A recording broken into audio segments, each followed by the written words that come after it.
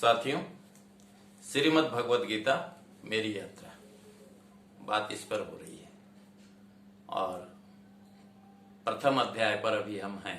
प्रथम अध्याय पर पहुंचने से पहले भी जो एक पृष्ठभूमि होनी चाहिए, कृष्ण को हम समझते क्या हैं, तब तो बात समझ में आएगी कि किनकी भाषा को, किनकी जुबान को हम समझने की कोशिश कर रहे हैं। कृष्ण क्या है, अर्जुन कौन है, ये प्रश्न उगने चाहिए। ये प्रश्न नहीं उगते हैं और हम सिर्फ सीधे सीधे हम सोचें कि श्रीमद् भगवद गीता समझ लें, तो मेरे देखे दिक्कत वहीं से खड़ी होती है। मैंने कल कहा था श्रीमद् भगवद गीता, गीता प्रेस वाली, जिसमें सिर्फ भावार्थ दिया है। संतों के पास जाने पे उन्होंने एक एक श्लोक की अलग से व्याख्याएं दी हुई हैं, तो उसके बारे में भी मैंने कहा, उनको आदर देते हुए, प्रणाम करते हुए, कि वह उनकी यात्रा है। अभी हम थोड़ी सी समझ बना लें, तब उन लोगों की, उन महानुभावों की यात्रा को देखने में हमें सहजता और सरलता मिलेगी। अन्यथा हो सकता है कि हम थोड़ा फंस जाएं। हाँ, इसकी संभावना रहती है। एक दो संतों की व्याख्याएं देख करके मुझे लगा कि अगर किसी का कंसेप्ट नहीं क्लियर हुआ है तो दिक्कत आ जाएगी। हाँ, जैसे अगर आप दुर्वासा ऋषि के कर्तव्य को देखें तो आप एकदम से बौखला जाएंगे कि अरे ये कर क्या रहे हैं, ये तो हमेशा क्रोध में रहते हैं। अब वो खेल क्या है, उनका रोल क्या है, ये हमें पता होना चाहिए। नहीं तो पता चलेगा किसी ऋषि सत्ता के प्रति हम अनावश्यक जो है वो क्या मतलब दूसरे विचार रखने लगे। ये तभी हो पाएगा, इतना क्लियर कट कंसेप्ट तब डेवलप हो पाएगा जब हम अच्छी तरीके से कृष्ण को समझने की कोशिश करें। अगर ऐसा नहीं करेंगे तो बहुत सारे लोग आते हैं, हमारे पास भी आते हैं कि शायद इसके पास कोई कुंजी होगी, उसको चुरा के लेके चल दूंगा। और मुझे लगता है कि इसको अन्यथा नहीं लेंगे। अधिकतर लोग ऐसी मानसिकता के होते हैं। हाँ, नहीं तो अगर हम हमारे यहाँ फिर ये जात पाति कहां से आ गया। श्रीमद् भगवद गीता में उन्होंने कहा स्वभाव के अनुसार कर्म है, स्वभाव के अनुसार वर्ण है। कर्म मतलब जो हमारे बने हुए हैं वर्ण, जिनको बाद के दिनों में जातीय व्यवस्था में बदल दिया गया। ब्राह्मण, क्षत्रिय, वैश्य, शूद्र, श्री कृष्ण भगवान की स्वयं वाणी है कि ये स्वभाव के अनुसार है। अगर तू युद्ध नहीं करेगा तो तेरा स्वभाव तुझे युद्ध में लगा देगा।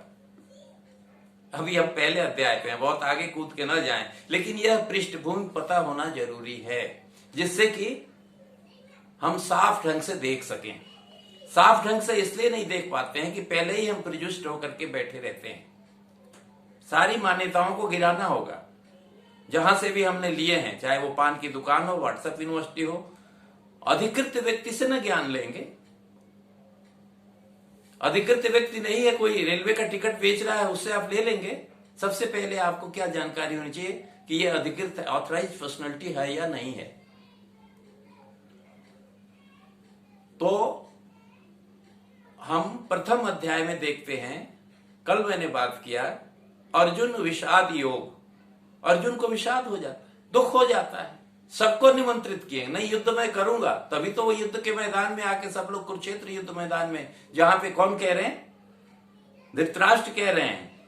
धृतराष्ट्र बोले, हे संजय, धर्म भूमि कुरुक्षेत्र में एकत्रित युद्ध की इच्छा वाले मेरे और पांडु के पुत्रों ने क्या किया।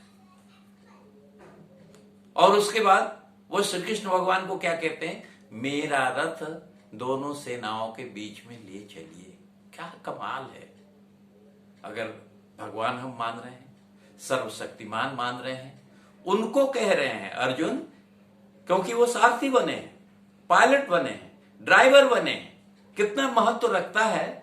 और किसके कहने पे, हमें क्या बनाया उन्होंने, मालिक बनाया। मिस्टर कंफ्यूजन, योगेश्वर सारथी, अब भी हमें वहां पहुंचना है। मैं उस नाट्य यज्ञ तक आपको पहुंचाने की कोशिश में हूं और अपनी बात रख रहा हूं। हम अपना अनुभव शेयर कर रहे हैं, ये नहीं। एक विचार इस तरह से भी कीजिएगा, विचार का एक पक्ष हमारा यह है, उस हिसाब से भी आप सोचिएगा ये नहीं कि मैंने ये कह दिया तो कह दिया, क्योंकि अभी हो सकता है हम 20वें माले पे पहुंचे हों और बहुत सारे माले हों। जैसे स्वामी अगड़ानंद जी हैं, तपसी सरकार जी हैं, आत्मदर्शी संत देख रहे हैं। हम अभी अपने अनुभव से लटपट बताने की कोशिश कर रहे हैं। फर्क आएगा, बहुत फर्क आएगा। सदगुरु भगवान तपसी सरकार जी को तो ये प्रवचन ही नहीं करना होता है, वो समझा देते हैं, आपके अंतर्मन में वो डाल देते हैं। तो प्रथम अध्याय अर्जुन विषाद योग। कैसे योग बन जाता है दुख, और हम दुख से बचते फिरते हैं, है ना। योग का मतलब किससे जुड़ाव, जुड़ाव किससे, जो सारी तकलीफ है किससे जुड़ाव ना होने की वजह से है, आत्मानंद से जुड़ाव ना होने की वजह से है, परमात्मानंद से जुड़ाव ना होने की वजह से है, और सारी की सारी जो यात्राएं हैं वो इसी को पाने के लिए है, यहां तक पहुंचने के लिए है। और अर्जुन का कमाल है, पहले ही युद्ध के मैदान में सबको बुलाया और देखा, तब वहां उनको रिश्तेदारी नजर आने लगे कि ये मेरे गुरु जी हैं, ये तो मेरे ताऊ जी हैं, ये मेरे ससुर जी हैं, ये भीष्म पितामह हैं, तब नजर आने लगे। पहले भी तो था कि ये इतने लोग हमारे पक्ष में नहीं है, ये विपक्ष में है और युद्ध करना है। युद्ध करने का मतलब क्या है, मल्ल युद्ध नहीं करना है, वहां एक दूसरे को शरीर को खत्म करना है। वहां पे उनका दुख योग बन जाता है। जब योग बन जाता है तब न योगेश्वर श्री कृष्ण जवाब देते हैं, हमारा दुख योग नहीं बनता है ना। तो यह विचारणीय है। कितना विचारणीय है,